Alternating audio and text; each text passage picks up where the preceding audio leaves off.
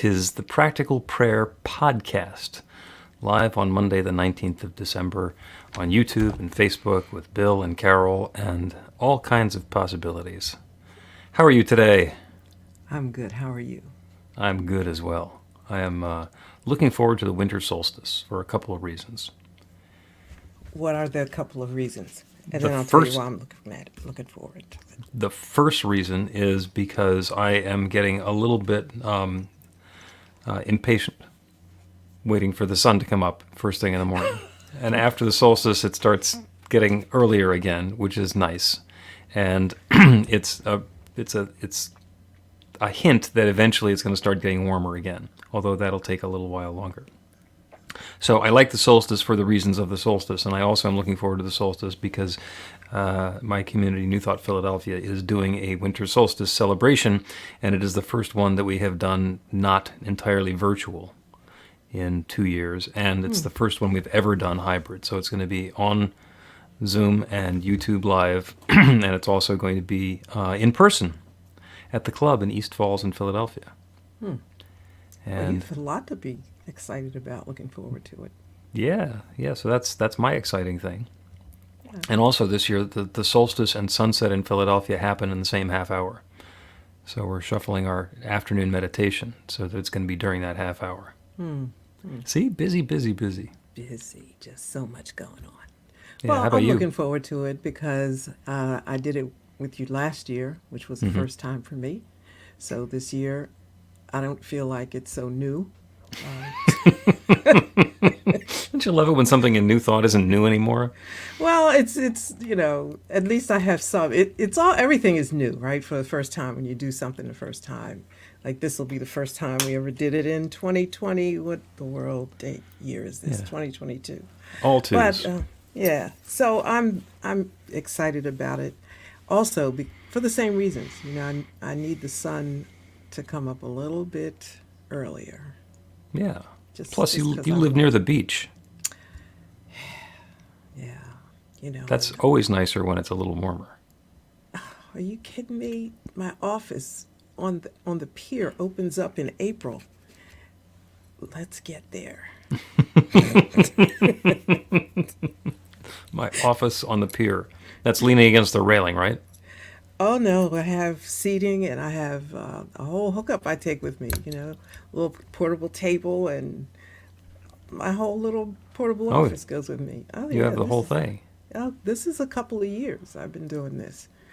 Occasionally I get bumped from my regular chair if I don't get there early enough, but that's okay. I got some backups for some other spots right there, so I'm good. Okay. And you're probably one of the few people who brings a table. I've never seen anybody bring a table. So who's one of the very few people who brings a table? So people know me, there she is, and they'll come over and talk. So it's really nice. So I should mention that this is the recording, the live studio recording of the Practical Prayer Podcast. Kind of skipped over that part at the beginning. And we are live on New Thought Media Network on Facebook and YouTube. And in a few minutes, we're going to start the recording session for the Practical Prayer Podcast, which drops every Tuesday morning at 4 a.m. Thank goodness I don't have to be up for that. But this is the time when, if you want to, you can put a comment into the chat. And we can interact with you directly. We won't do that during the recording portion of this. And you can also request a prayer or suggest a topic. I think we've done 80-some episodes, and Carol comes up with the question or the topic that we're going to use every time and tries to surprise me with it. And Which not doesn't surprising. Well, because it turns out that there's only one topic, and we're just approaching it in different directions. So anybody who's watching the replay of this on social media, you can also go to bethelight.com, be-the-light.com, and there's a submit form so that you can put the same requests, suggestions, comments, or trolling in there, and we will respond accordingly. You know what? I'm so glad I don't have to say all that. Well, I kind of I bored myself with it, so I put in the comment about trolling. It's not an invitation for us to be trolled. Please don't do that. Okay. You want to go ahead and start the podcast? Sure. You want to tell everybody what it's about, or do you want to wait until after we're in the podcast? Oh, yeah, well, it's about change. So, but that doesn't tell you much. So you got It to doesn't. stay. Okay. You got to stay, yeah. All right, I'm going to play the show open and go grab a fistful of quarters if I need change. A practical prayer is a prayer that works. These discussions between Reverend Bill Marchiony and Carol Lawrence dive into the details of how it works and how to work it. Reverend Bill is a New Thought minister and the author of Practical Prayer for Real Results. Your new life begins with a new thought. Carol Lawrence is on a spiritual quest, finding the New Thought teaching after decades on the pulpit in 3 different traditional denominations. I've got some questions. Together, they're exploring the philosophy and activities that come together from many of the world's religions to create the practical spirituality that is New Thought.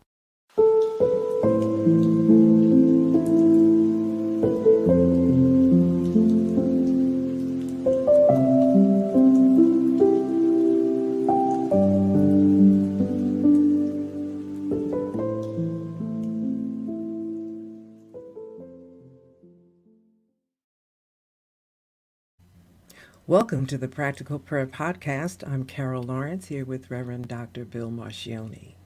And we are looking forward to a conversation today about, as David Bowie said, change.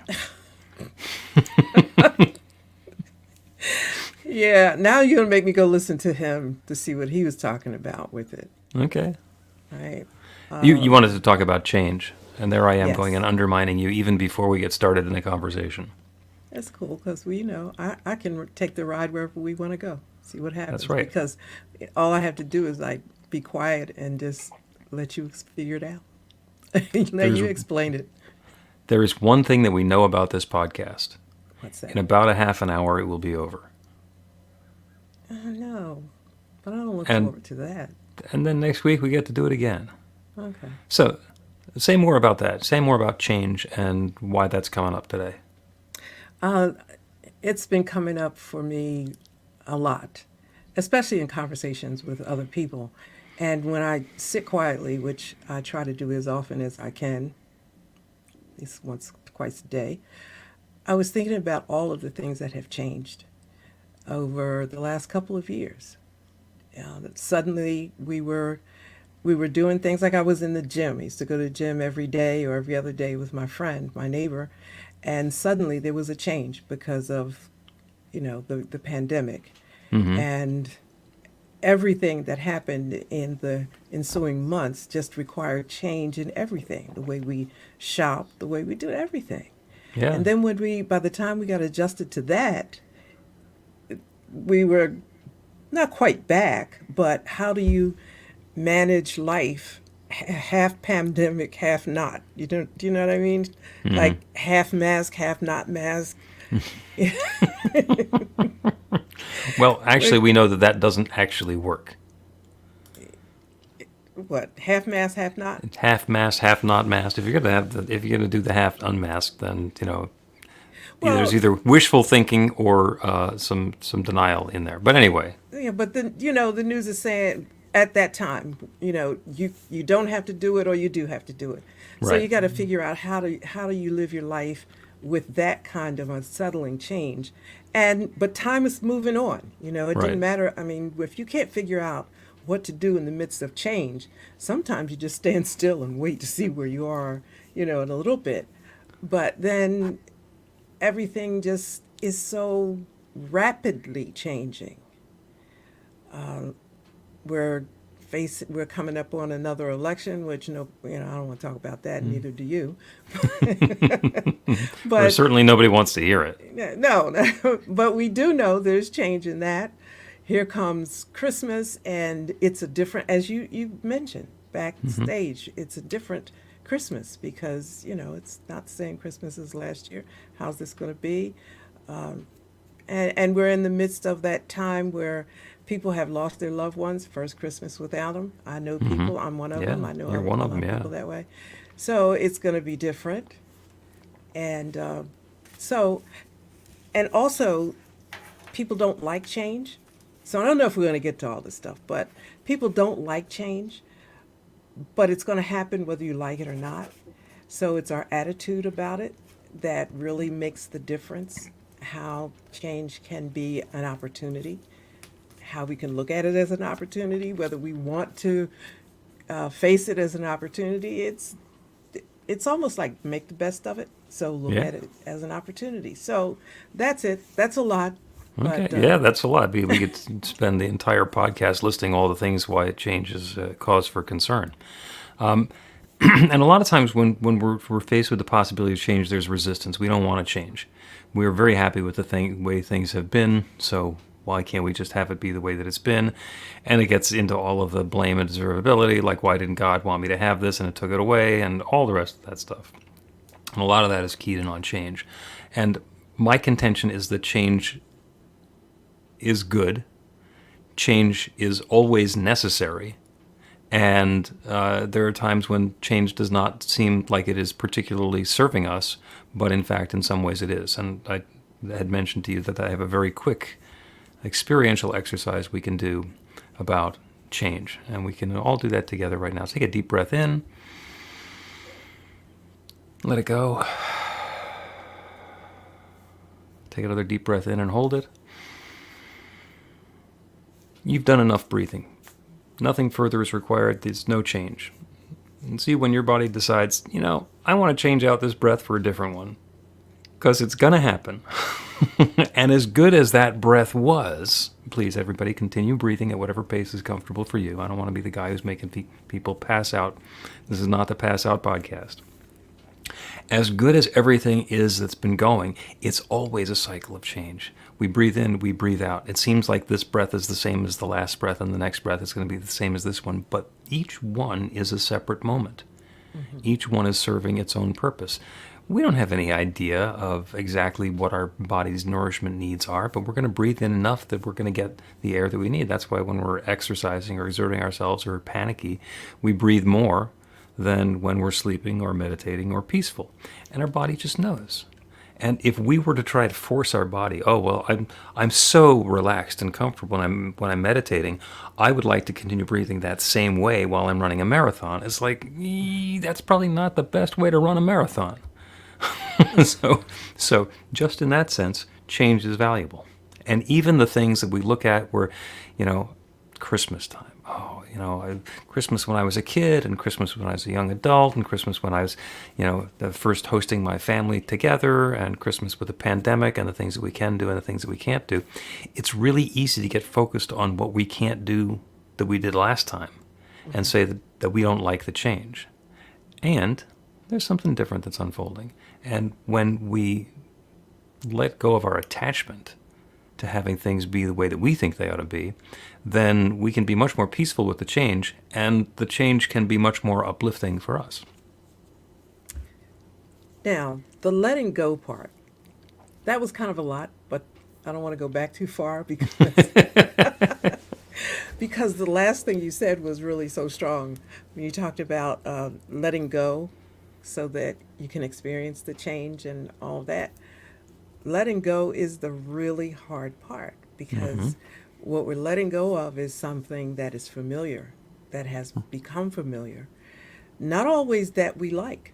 We don't always hold on to things that we like, but certainly we hold on to things that we like.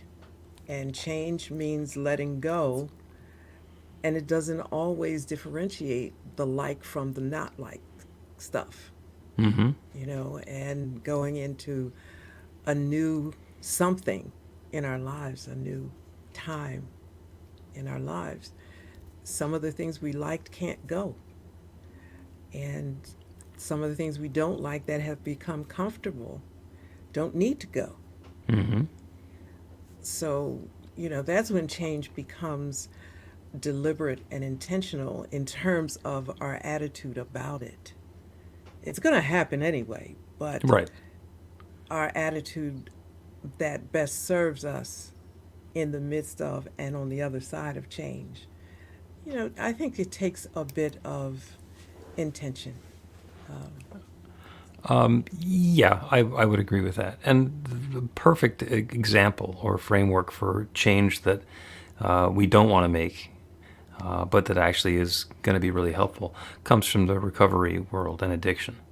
So, people start drinking or using, whatever their recreational substances are, or getting involved in activities or relationships or whatever it is.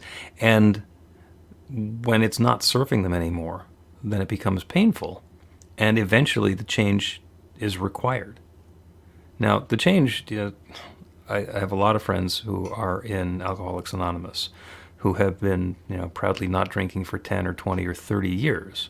And there's also a guy I went to high school with, a childhood friend of mine, who died at 40 of liver failure. And he didn't get the message. So he didn't make that change. So there was another change that was forced upon him. So the change is going to happen. He can say, well, I want to keep doing what I've been doing the way that I've been doing it and enjoy that, and not read the tea leaves, not understand that's no longer serving us. It might have worked when I was 18. It's no longer serving me when I'm 35. And we get to engage in the world differently in each of those moments because things are going to change. In a lot of cases, they already have. We just get to acknowledge them. Yeah.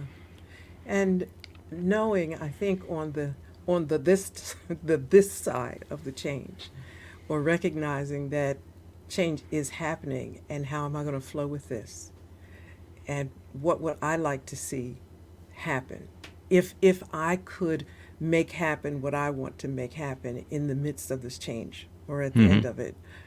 Can I give some attention to that? And when I said intentional, it's got to be a want, a desire, because change can either slap you down or help you to go to the next level. Slap you down seems kind of harsh, doesn't it? But well, that's what happens if the person that you knew at 40. So it's a bit of I think, a dance that we're in with time and reality. What is my part in this? Rather than to just go with the flow, which is cool too sometimes.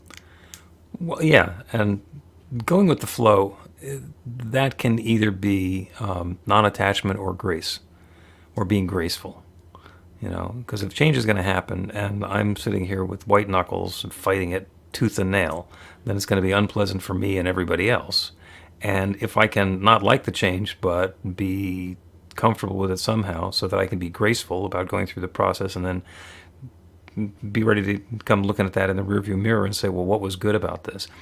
I get to let go of the white knuckle part of it and maybe make it a little less traumatic for myself and everyone around me, and dare I say, even possibly peaceful. I have little trigger words for me. What are they? Well, it's so exactly what's going on here. And that forces me to think, because for me, if you have a question, every question demands an answer of some kind. Even if you don't answer it, that's an answer.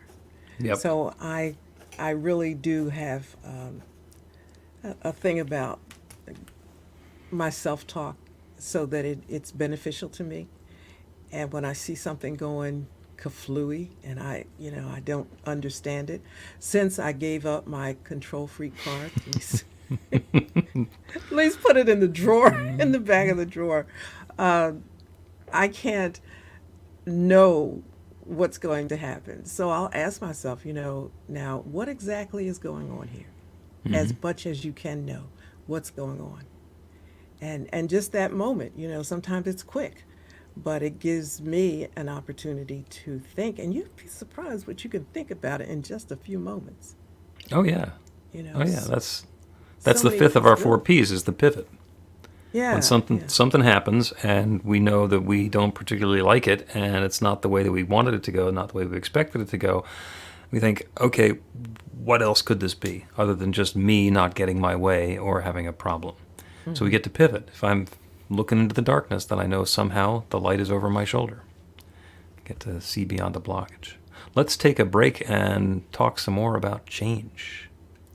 Finally be releasing the Practical Prayer for Real Results on-demand class. It's been years in the making.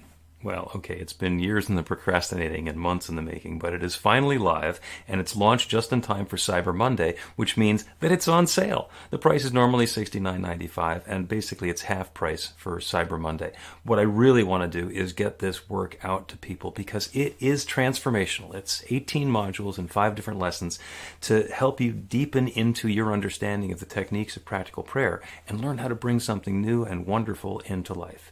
It is great for beginners. It's also wonderful for people who have been doing this for an awfully long time, including practitioners who understand the language of spiritual mind treatment, but could use the new language of New Thought so that instead of a spiritual mind treatment to manifest a demonstration, we can do a practical prayer to get a result. The information is all online at bethelight.com, and I encourage you to go ahead and take the class yourself or get a gift coupon so that you can give it to somebody else for the holidays.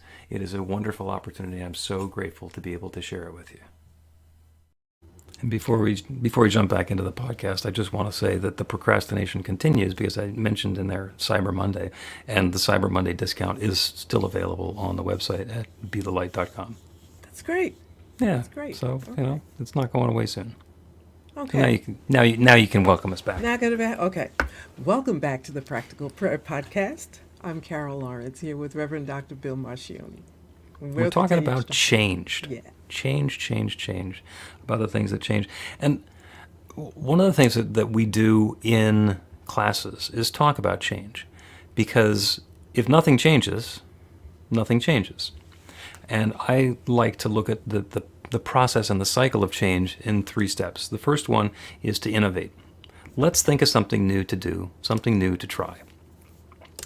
And I've been inventing stuff and concocting things and wiring different things together that don't necessarily belong together for a long time in various different careers and industries. So innovate is take something that either is different than we've been doing or completely new possibilities and then give it a try. Put the pieces together, see what happens. And the second step is to evaluate. So the first step, we're going to innovate. The second step, we're going to evaluate. We're going to take a look at it and say, well, this is what I was trying to do. This is what I thought was going to happen.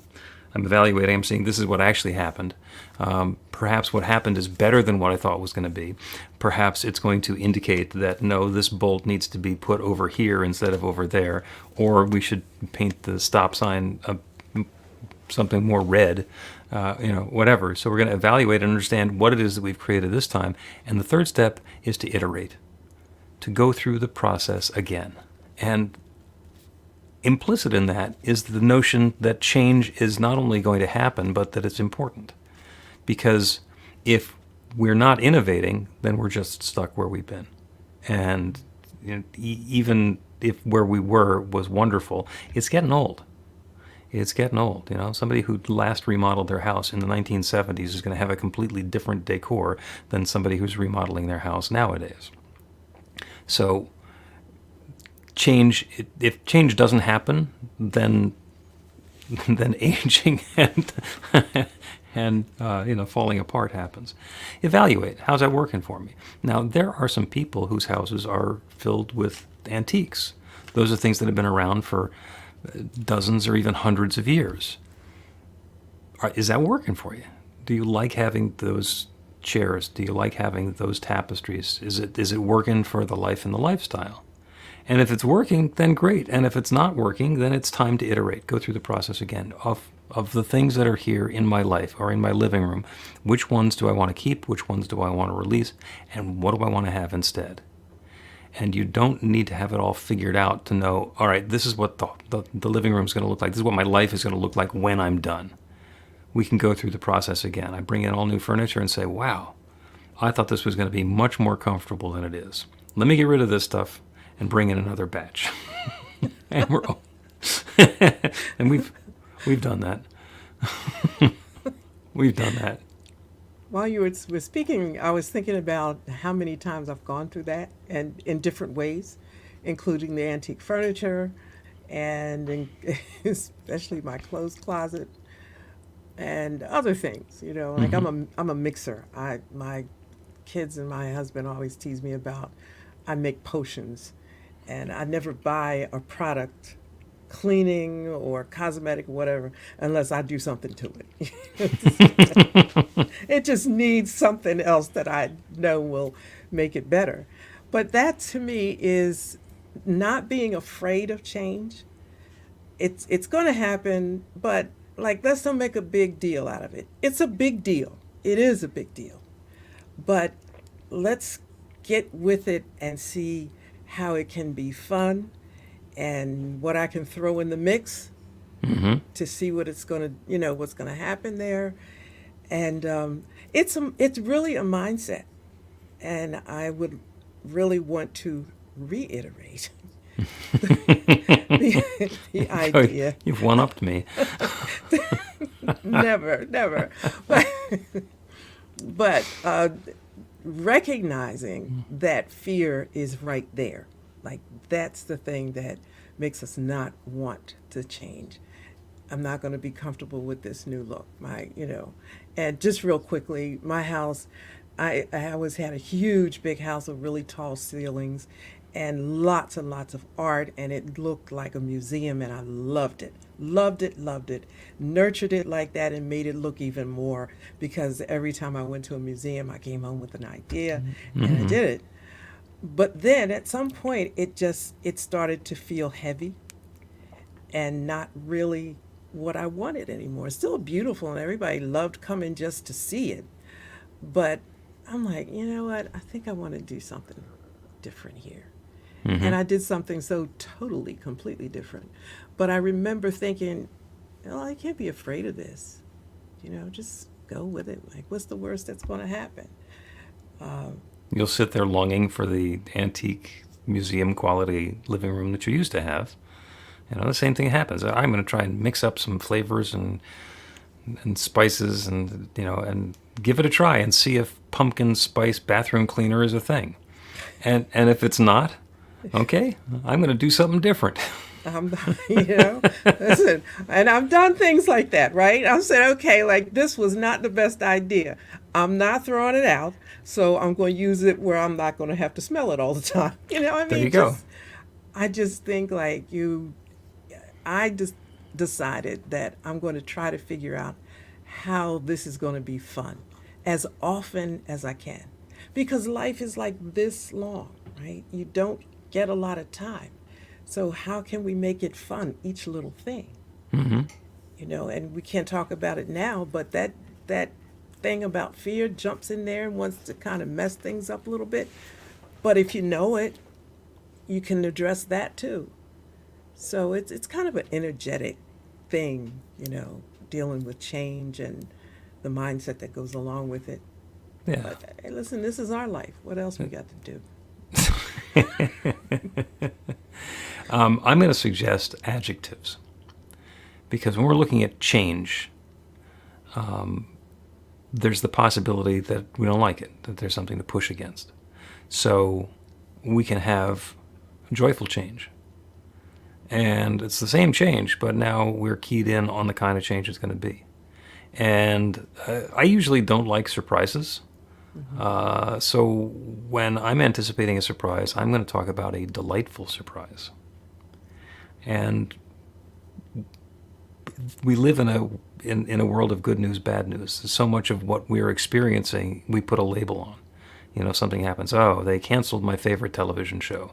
Well, that's horrible. But it might turn out that the actors and the writers who were working on that television show had run out of ideas, and now they're free to go make another television show that's even better, and I'm going to like that even more than I liked the original one. But I can't see it from my local perspective. So I want to have a happy change, a delightful surprise, if possible. And I think that's something that you have to decide is going to be a part of your thought process. Because it certainly isn't the norm. I think it's probably pretty new. That's why change is so upsetting or, unsettling. But if you just kind of think about, and maybe even think about it before change happens, in the midst of things happening, it's a little bit difficult to try to adjust your mindset. You can, but it's not as easy.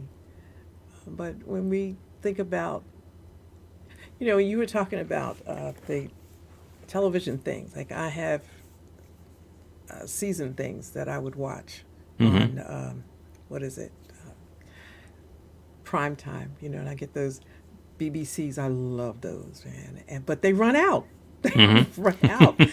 And I'm like hung up on the characters. They're just comfortable, and it takes me a minute to say, wait, they're not coming on anymore. I gotta. I So have to do something different. There's another change in the air. yeah, so I gotta find. I even tried to find one like the last one, and I wasn't able to do it in the time that made me feel comfortable. But that's just it happens, Yeah. and it's almost like we get comfortable in the now, but be comfortable in the now and know that the now doesn't stay the way it is. Yeah.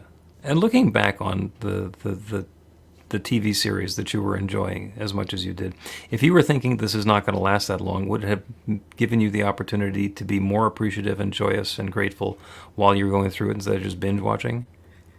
I probably wouldn't liked it as much because I wouldn't have been with it, as present with it. If you know it's going to end. Okay. Right. I mean, I knew it was going to end, but I'd never thought about it as ending. Right. You just get in the middle of it and go, oh, this is cool. Just go, Yeah. I even anticipate, the characters are so real, right? I'm anticipating what they're going to do. They're not going to do anything except what the writer said. Yeah, we're not going to talk about fan fiction, but we will talk about creating our own life. Let's take a break, and when we return, we will do a prayer, and the prayer will be on joyous change and delightful surprises.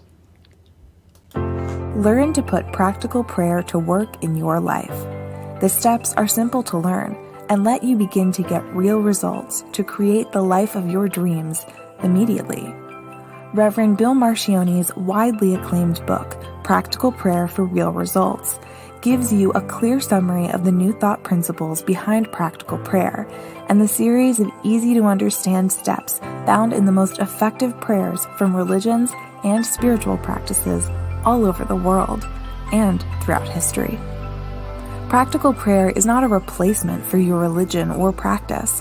It's a technique to make the work you do in consciousness even more effective. The book includes 40 prayers on various topics that you can adapt as needed and use as your own.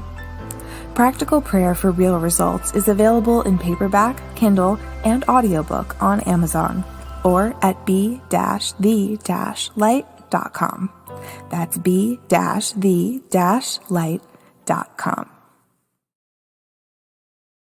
Welcome back to the Practical Prayer Podcast. I'm Carol, here with Reverend Dr. Bill Marchiony. We're talking today about change and the tendency that we have when change is either happening or imminent. We say, I don't want to change. And that infinite creative intelligence that creates everything says, it's not your call. Things are going to change. And it is our ability to find a way to change with them or adapt to the change or be in the flow that keeps us from putting all of our energy and resource into fighting something that's happening anyway.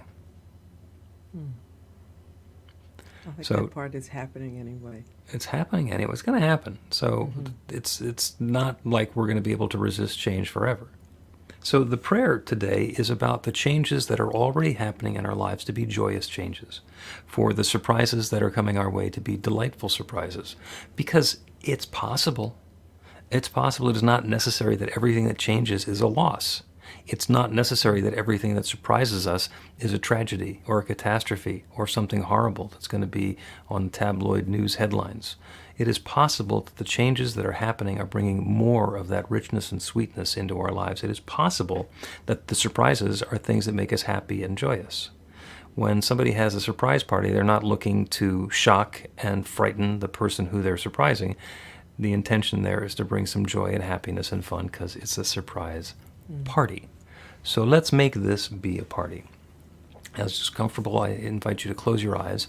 Not that closing our eyes is necessarily important, but because it lets us turn away from the details and the specifics in the world around us, because there's so much more going on. There is one infinite creative power that shares itself as and through and in all of its creation. Everything that exists everywhere is that one taking its own particular form. Everything. everywhere, everyone. And that includes me and each person who's listening to this prayer. We are each expressions of that infinite presence, that divine intelligence, that limitless love, shared in a way that is uniquely us.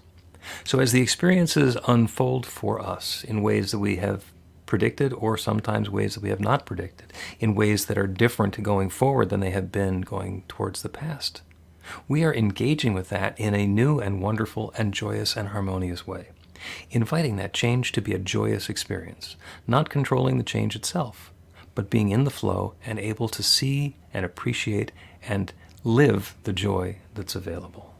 When the surprises come along, they're delightful surprises, something that we weren't expecting that somehow is now making our lives even better than it had been, and perhaps better than we could have thought possible, better than we expected. Because the truth of the matter is that infinite creative power that creates everything is creating this next experience now. And good and more good and more good is available to us. So each of us individually and all of us collectively are opening up to allow an even broader channel for that good to flow into life. And the love is unfolding, and the good is happening, and the prosperity is at hand, and the well-being and life vitality is revealed, and the creative experiences are unfolding, and it's good and good and more good. And I'm so grateful for it.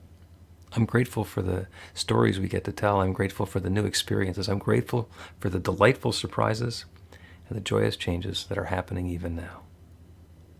And so, with gratitude for this good, I speak this word and I release it into that creative law that always says yes. And I know without any question, hesitation, or doubt that it is once again saying yes. And so I let it be. And so it is. The Practical Prayer Podcast with Reverend Bill Marchiony and Carol Lawrence is a production of BeTheLight.com. be-the-light.com. Where you can find more information about practical prayer for real results. Our theme is by Music of Wisdom. You can learn about the spiritual community of New Thought Philadelphia with daily guided meditations, Weekly celebrations of spirit, and Reverend Bill's classes in practical spirituality at newthoughtphilly.org.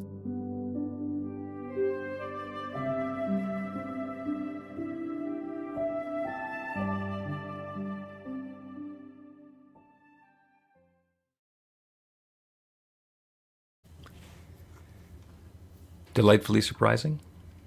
Delightfully surprising. When you said you don't like surprises, I don't like them either. Sometimes surprises are fun. Sometimes they in fact are delightful. And it kind of depends on the nature of the surprise. I once had I was surprised on my birthday. Mm-hmm. And I had just gotten home from work, and I went upstairs to change my clothes, and there's this screaming from downstairs, "Come quick, come quick!" I'm not dressed. It's sounds like there's an emergency, and I run downstairs, and they've got a candle lit as my birthday, whatever it is. I was like, really? That's the surprise? Couldn't you have orchestrated this to be a little bit more pleasant for me? So, those are the sort of surprises that I don't like. Yeah, I've had one or two similar like that. I just prefer not to be surprised. I mean, my son will make dinners sometime and surprise me. That's cool. But I'll leave it at that. I don't like surprises where I have to be somewhere and I'm not sure. I didn't know that I was supposed to be there because I'm not going to show up dressed properly. That's not cool with me. Right. Yeah, the person who's orchestrating the surprise really has an obligation to understand what your experience is going to be rather than just what their experience is going to be. Yeah. And you sit down and you're served a lovely meal. It's tomato surprise, you say, this is an eggplant. They say, surprise. Yeah, that was good.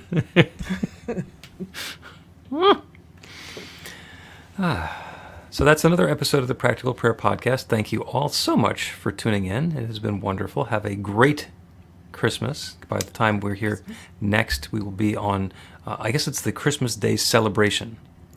So we're celebrating Christmas now on the 26th because Christmas is on a Sunday.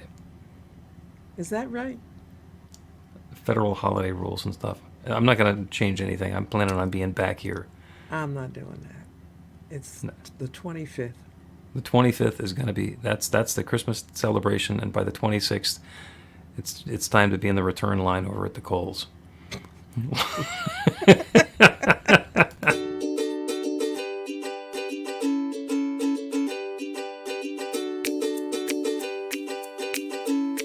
Thank you, Center for Spiritual Living Denver, for your continued support. Thank you, Center for Spiritual Living Midtown Atlanta, for your monthly contribution. Thank you, Center for Spiritual Living North Jersey, for your monthly contribution. And please help us welcome Om Center for Spiritual Living in La Mesa, California. Thank you for your monthly donation. Thank you, Center for Spiritual Living Seattle, for your most generous donation.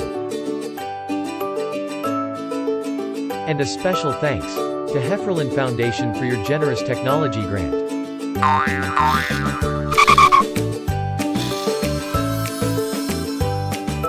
And Suze Ajit, thank you for your very generous donation. And a super special thank you to Dr. Tracy Brown, RSCP. Thanks for being a super donor. And a big shout out to all our committed donors.